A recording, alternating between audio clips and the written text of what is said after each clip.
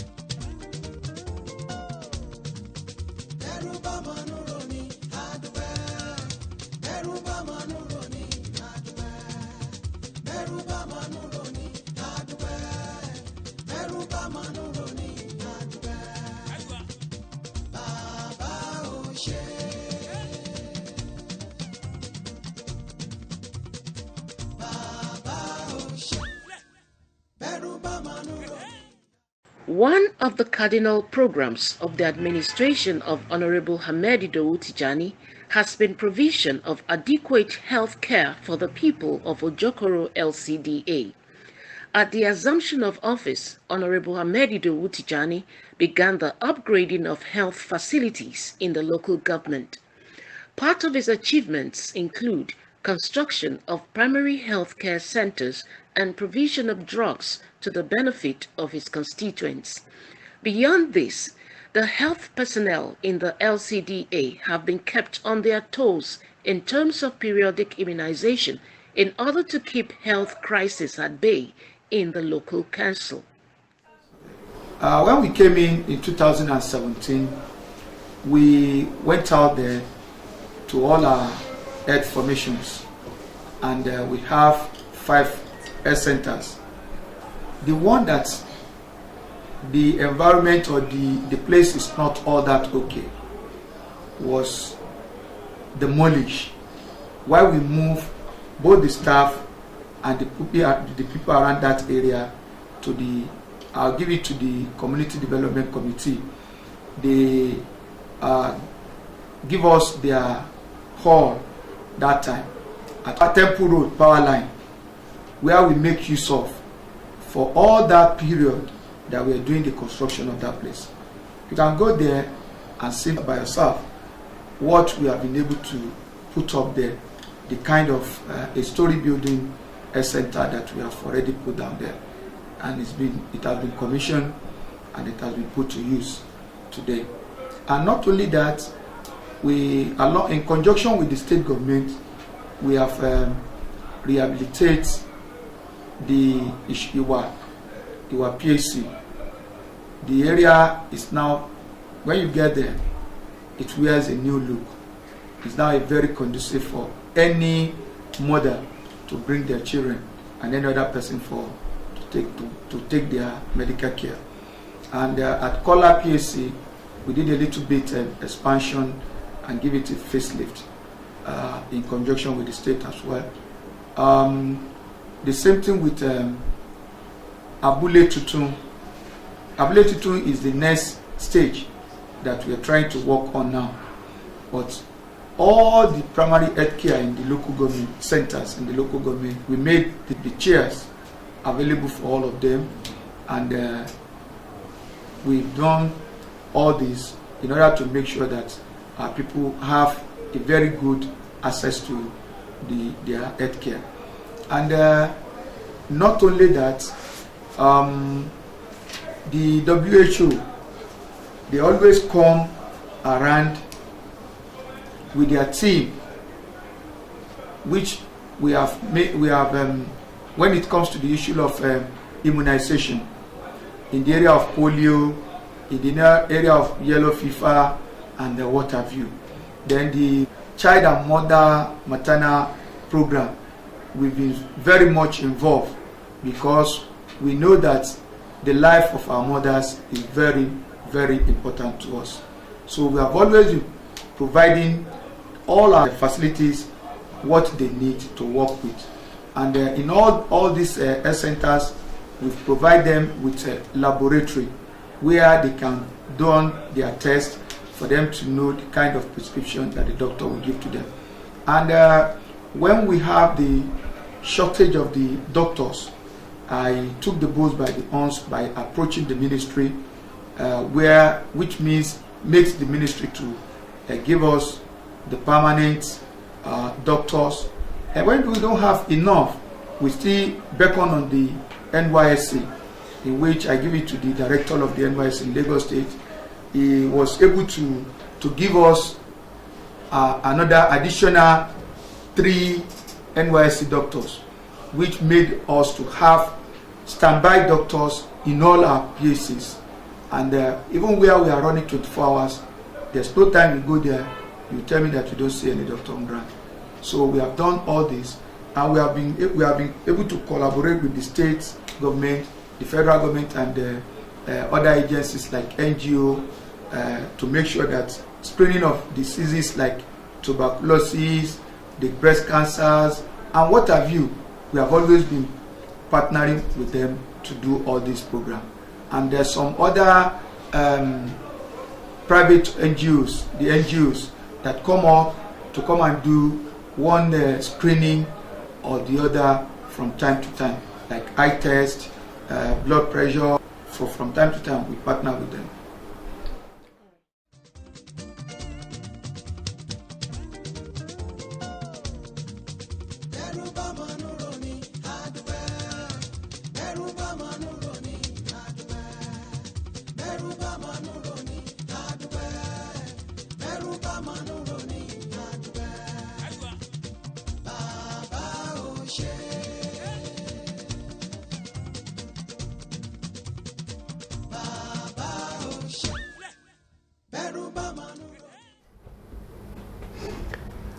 Thanks for still being there. So that's some highlights on the healthcare development in Ojokoro LCDA.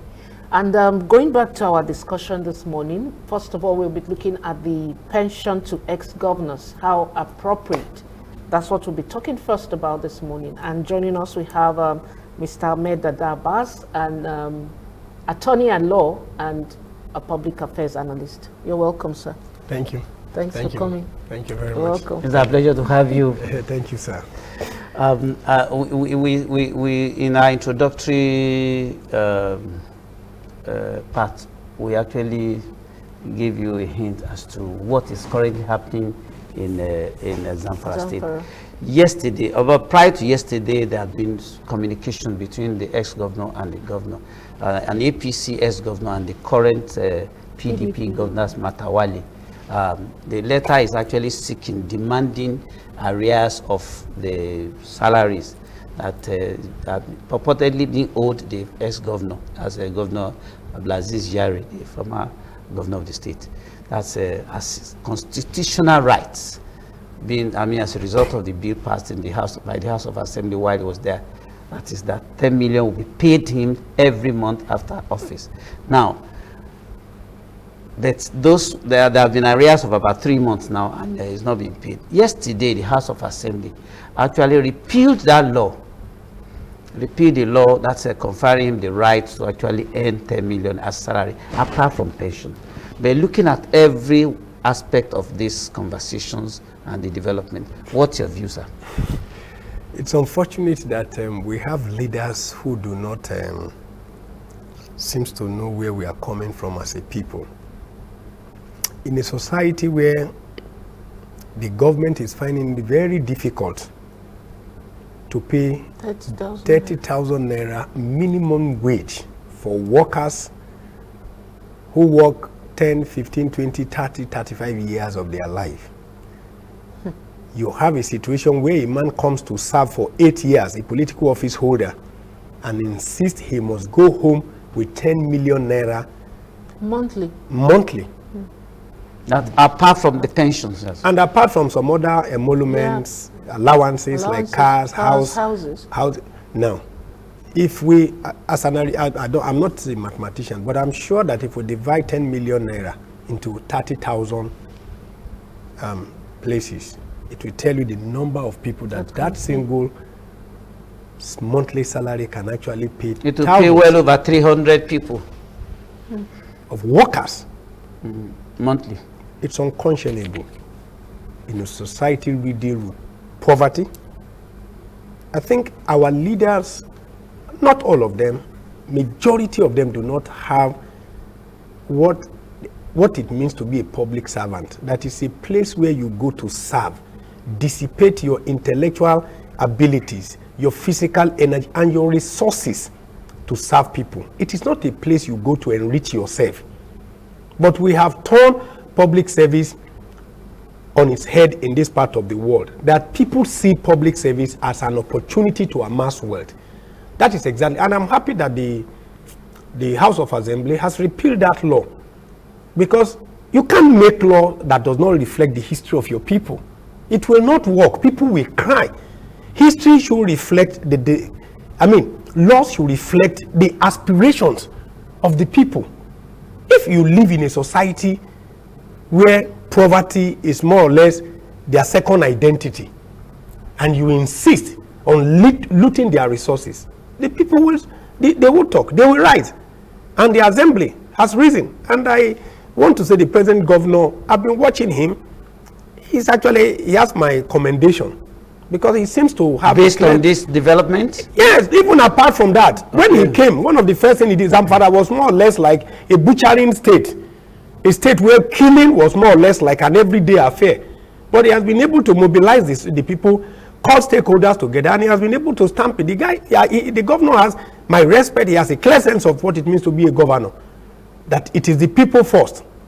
That is more important than us as a leader. But do you still see a little bit of politics in this issue? Because we are thinking that because he's a PDP person and the former governor is an APC person, do you think that's why this case was blown open and quickly addressed the way it was? I'm not seeing it as that, because it has been in the front burner in almost all the whole state, even in Akwa Ibom in those days. The governor also, the states also passed a law giving jumbo pay packs, hundreds of millions per annum to their serving governors and all the rest of it. So it's not about politics. It's about the reality on ground.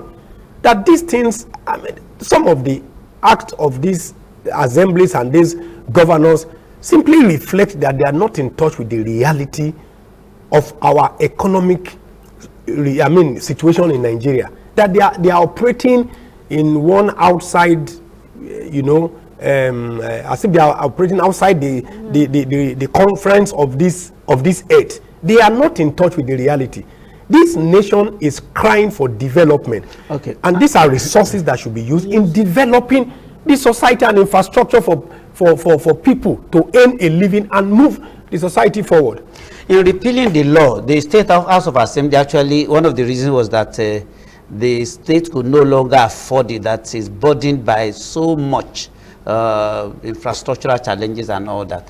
So, and that it has spent over 700 million till date. That's settling ex-governors, pensions and salary. That's just from the small state Zamfara. Now, if you extend it to Lagos, to Ogun, or Oyo, another state of federation, how much do you think we could have? Dumake has a figure of the figure that has been expended on the past governors as pensions, salaries over the years. Now, why are we now crying over Zamfara alone? Is it not something we should push further? Has this not given us an opportunity to actually blow it open and discuss it and make it a national discourse? It depends on the quality of leadership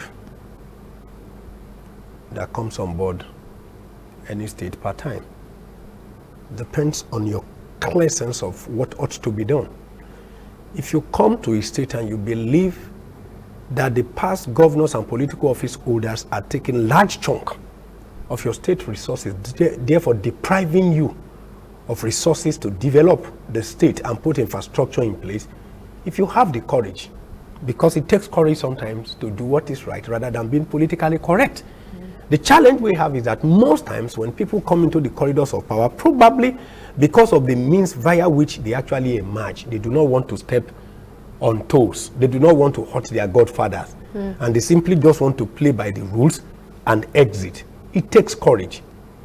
Thank God, probably the reason why Zamfara is a new party came and is trying to undo what the outgone party has done. So it is not only in Zamfara state. A lot of people, if you interrogate this conversation, even in the time past, a lot of people were really not happy that our outgoing governors will put in place laws to support their lavish lifestyle. Some will have medical allowances of close to 10-20 million naira per annum, have access to about 4 cars in every 4 years, have a house in Lagos, have a house in Abuja, and allowances, bogus allowances. And it won't augur well for the society when single individuals could come, earn what hundreds of thousands of people could earn, resources that ought to have been used in developing the society, going into the pocket of private individuals and others. We will keep being where we are. Just trying to be politically correct will not help this country at all. On this issue of minimum wage, only about 3 states or 3 or 4 states for now have even agreed that, okay, we are going to pay 30,000 minimum wage. And we now hear that there's this huge amount that are being paid to past governors. Some states have 3, some states have 4 past governors. So such amounts of money is being paid. Is this not a very good opportunity for these governors to look inwards and actually make some amendments to some of these laws? You see, like I said, it takes courage for you to want to do what is right. A lot want to be in the good book of their political godfather. So even when they know what is right, they just don't have the courage because they still want to enjoy the goodwill of their godfathers and they still want to come back for second term and all the rest of them. That is what is really killing, retarding our progress as a people. We do not have courageous people who says the interests of the people come first before my comfort. It's not about me wanting to be in office. And most times I think people think you need 7 years, 8 years, 10 years to write your name in gold. No. How many years did Murtala Muhammad spend in the corridors of power? But today you cannot write anything about the politics of Nigerian presidency and head of state without mentioning Murtala Muhammad. He came with a clear-cut vision of what ought to be done, and he went about doing it like a man that is in a hurry to write his name in the sand of time. So most times the problem is they know what to do, but they are scared. They still want to enjoy the goodwill. But I mean, constitutionally and legally, I do not think Governor Yari has gone out of the way to do anything maybe wrong. No. He has the constitutional backing. Yes. Do you not see a kind of connivance between the executive and the legislature now to actually reap Nigerians of what they should actually enjoy? See, the legislative house, the legislature and the executive arms of government ordinarily ought to be partners in progress. It's a symbiotic relationship for the welfare of the society. The executive government and the legislatures ought to be working in partnership. Sit down. What is the function of legislators? It is to wake up every day, go to the assembly, look at what is the problem of the society, and formulate a law to address that problem. And what is the function of the executive? To execute that law that was designed to solve a particular problem. So if you wake up in a society, in a state, and you discover that all your resources is being paid to ex-governors, and you don't have money to build hospitals, to build schools, to build roads, to give as microcredit loan to SMEs and all the rest of them, then you must look for where to get that money from. And if you discover that the money that is coming on a monthly basis is going into the pocket of ex-governors, you have a right as a state. The executive has a right to look at the legislature and say, we need to review this law. Some 4 or 5 sets of people are taking what it takes maybe hundreds of thousands of people to earn. It's immoral. We need to reduce what they are taking so that we can have more money to develop the state. That is what it's supposed to be. It's supposed partnership, constantly looking for what is the problem, bedeviling the state, and coming to craft a law to solve that problem, and the executive will go ahead and execute it so that the problem will become a thing of the past. Somebody who has actually served for 8 years, for instance, and is currently serving in the Senate. So what's the? Can you please, as a man with a legal background, can you give us the rationale behind the pension, for instance, for somebody who has not retired? Sir. Even if it's political, he has not retired, he's still in active service and he's in the Senate. Let me tell you, in most aspects of our life, Nigerian life, whether in the political terrain, the economic terrain, there are things that you cannot find within the confines of any theoretical, academic, or intellectual explanation. That's serious. Yes, it's an aberration. We are running we run things. I'm telling you honestly, that's why the outside world will not take us serious, because there are things you do, they just ask, where did these people distill this idea or this principle from? Doesn't fit into whether or not we are part of the planet. Yes, it doesn't fit into any template of a developing nation. It doesn't fit.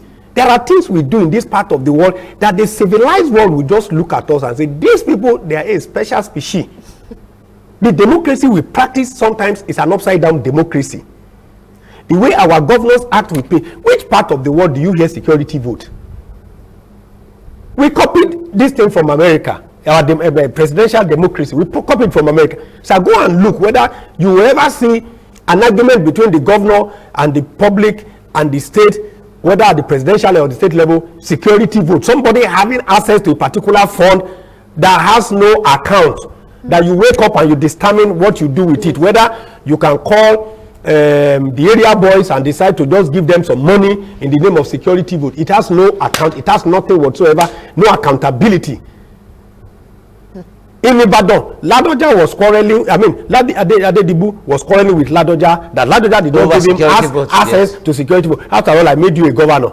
I should at least be having 60% of the security vote. After all, I'm the one who makes the boys to fight naked in the public before you. Because after all, Ladoja gave an interview that he was asked that I can make you a governor.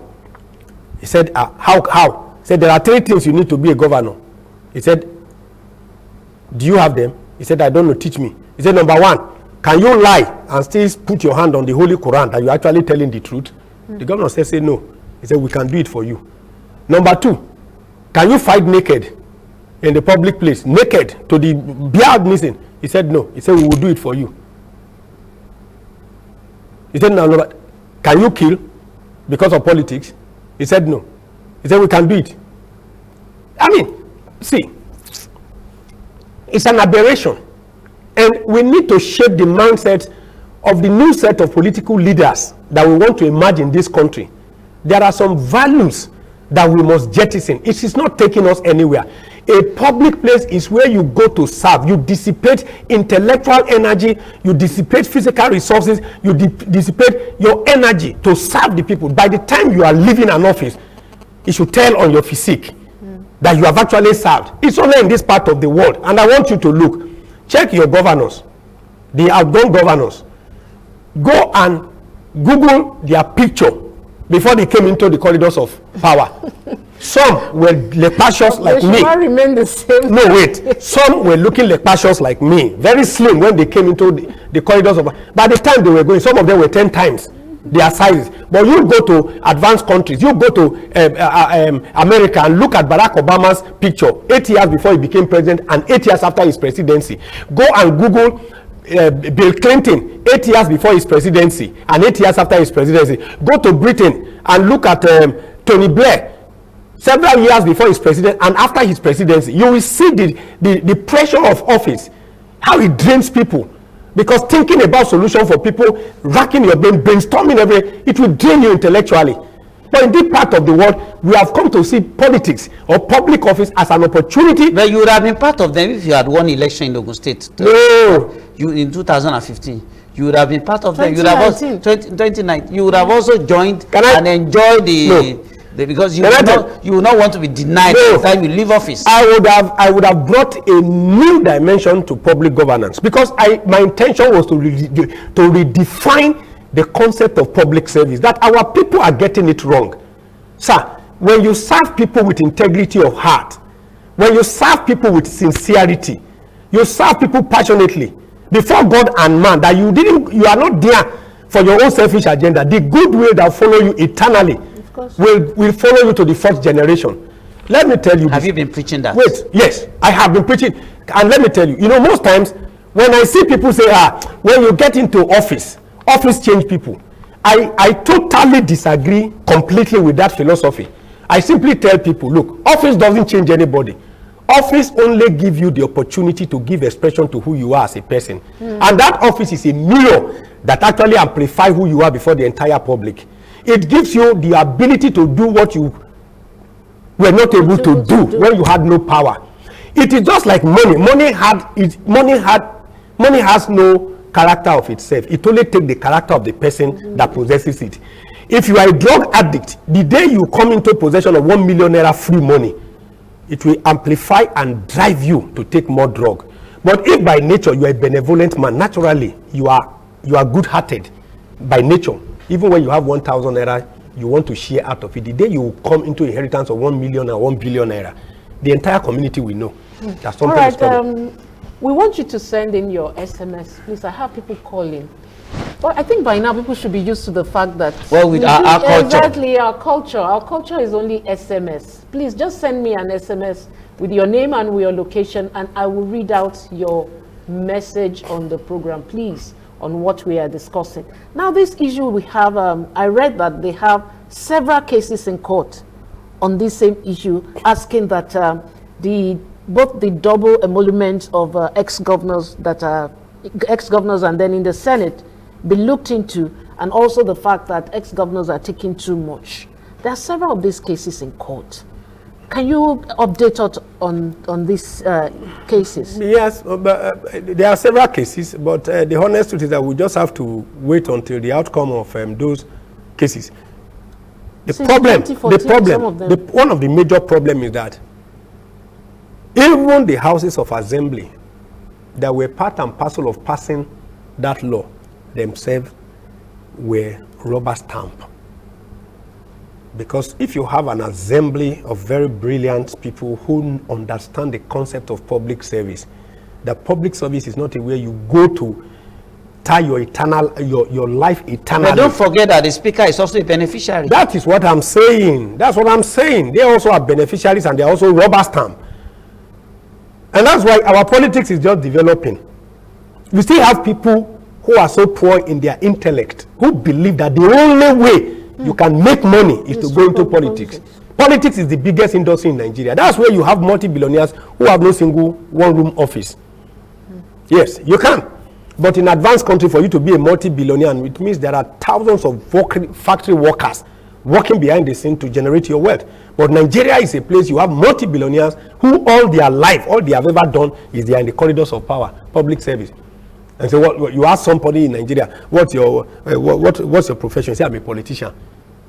You can imagine you asking Barack Obama now to say, what's your duty? He tells you he's a politician. No. It's a public place you come to serve within a given dispensation. When you go back to your normal assignment. They are all back into their oil business and lecturing and doing other businesses and all the rest of them. It's poverty of mentality that makes you think that you can only survive in the corridors of power. We are told that why most of these negativities thrive in our part of the world is that people like you keep quiet.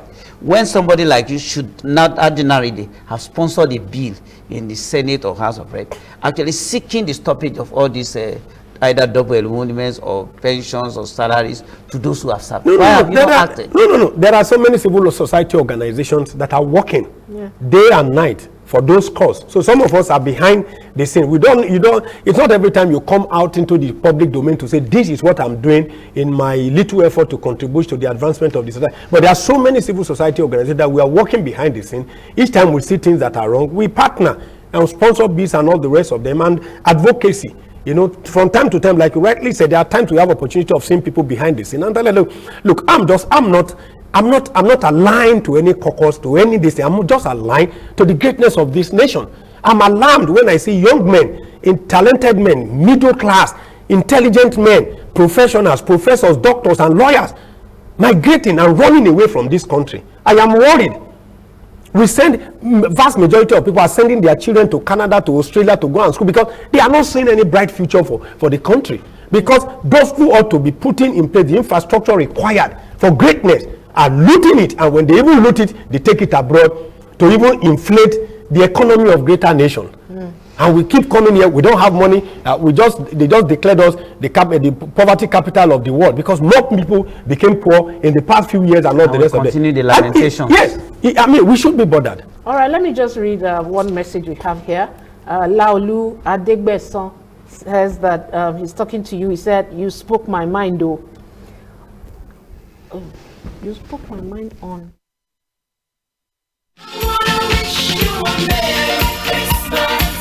I wanna wish you a Merry Christmas. Yes! Ho, ho, ho! It's the MITV and Star FM Christmas Carnival 2019! Woo-hoo! Yes, the date is 9th of December to the 29th of December 2019, and the venue is the MITV Carnival Ground, Alausa in Ikeja, Lagos. The time is 10 a.m. to 5 p.m. daily. The gate fee is 1,000 naira per child. Ooh, yes, Santa Claus is in town with loads and loads of exciting prizes. Of course, there will be recitation, games, fun sunrise, and loads of exciting fun all the way. It's happening right here at the MITV Carnival Ground. Of course, children will make life requests on air. So children, what are you waiting for? The date again is the 9th of December to the 29th of December right here at the MITV Carnival Ground. The gate fee is 1,000 naira per child. Of course, on ground to entertain the children will be top Nigerian artists and comedians. Here is calling on parents, guardians, and school proprietors to seize this opportunity and book for your space. For more inquiries, sponsorship, and for vendors to book their space, call 0803-515-8736 and 0902-327-7210. It's the MITV Star FM Christmas Carnival 2019. Ho, ho, ho. It's fun all the way.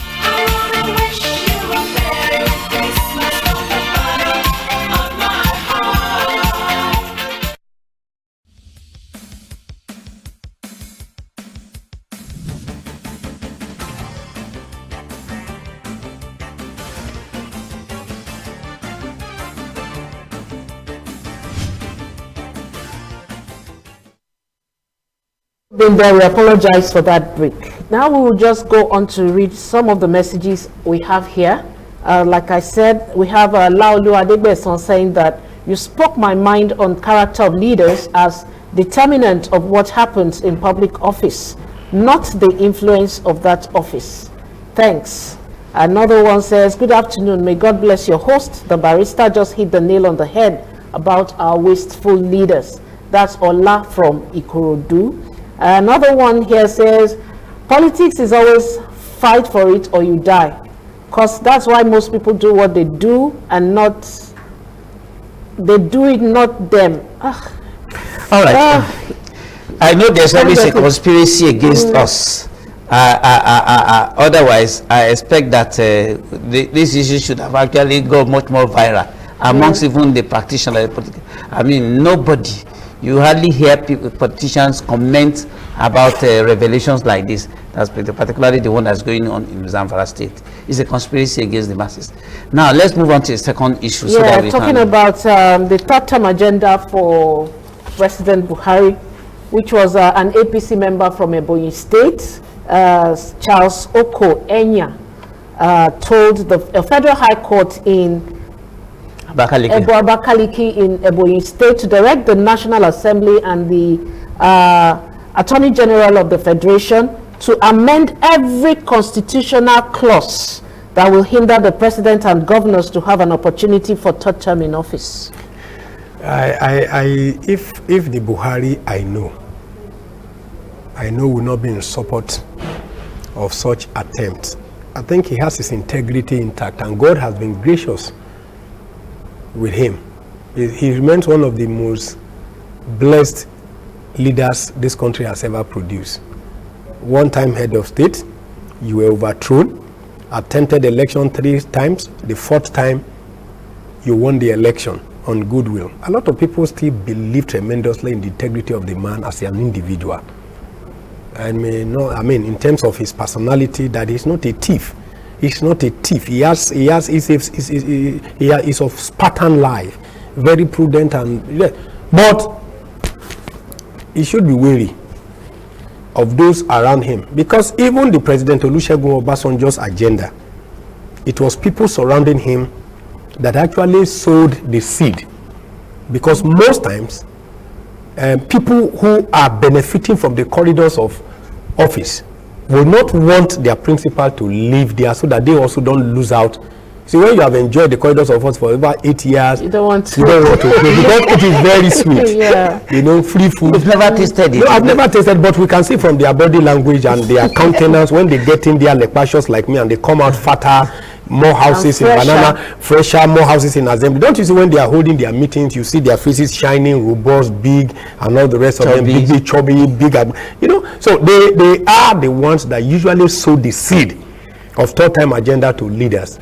But I know any man, any woman that toy with the idea of a third-term agenda for any president in Nigeria does not love this country. And it's actually a political sycophant. Now, didn't you worry you particularly because it was a rumor, and from the rumor mill, the thing gained so much public attention. But then for an APC member to have actually gone to court, did you not actually worry you that it's coming from the president's party? I'm not worried, because there are too many political jobbers who are looking for relevance. There are too many political jobbers. I'm sure it is not APC that has sent that man. The man is simply, he's from Ebonyi State. How strong is APC in the southeast? If somebody from Katsina now, or somebody from Kano State, or somebody from Sokoto State, an APC is mooting that kind of idea, then I can understand.